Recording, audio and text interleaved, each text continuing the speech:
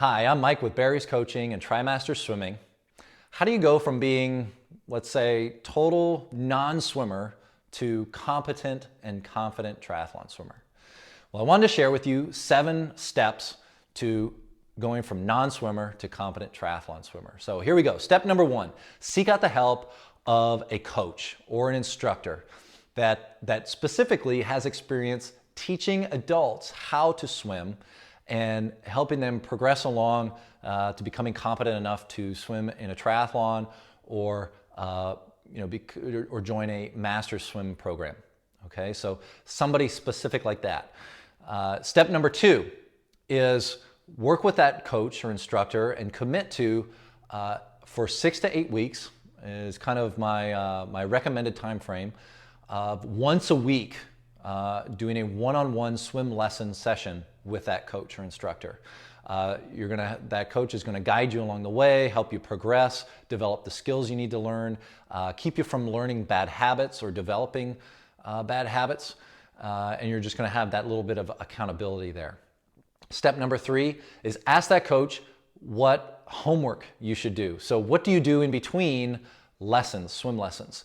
I typically recommend that folks practice 3 to 4 times per week outside of swim lesson times because you're developing more of a skill set and you're practicing new movements and so on as a new swimmer.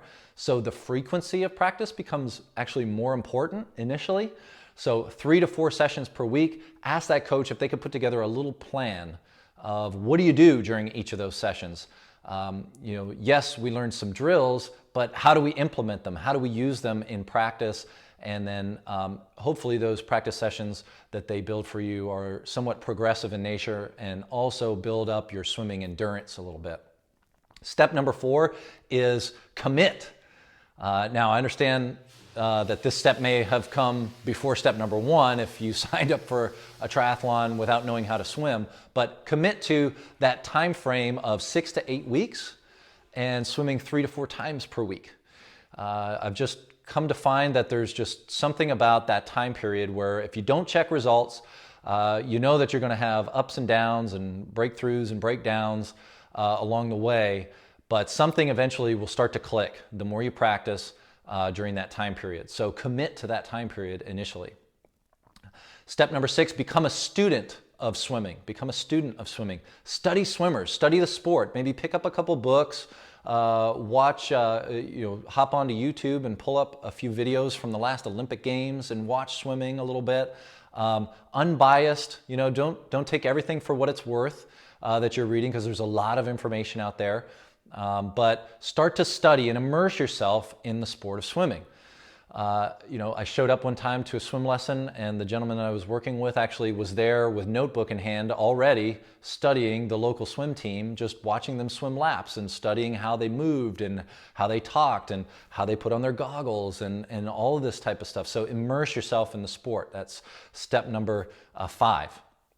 Okay, step number 6 is anticipate at some point joining a master's group or a group swim program of some sort.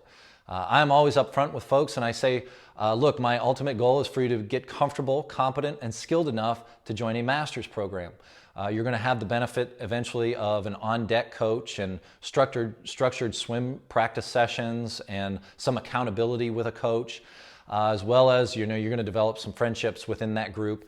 And you'll have the accountability of some teammates eventually, which might make showing up for that 5:30 a.m. when it's dark and cold swim practice a little bit easier when you know there's going to be a dozen of your friends there. Okay. Last step is number 7, which is open water practice. Get some open water practice as soon as you can.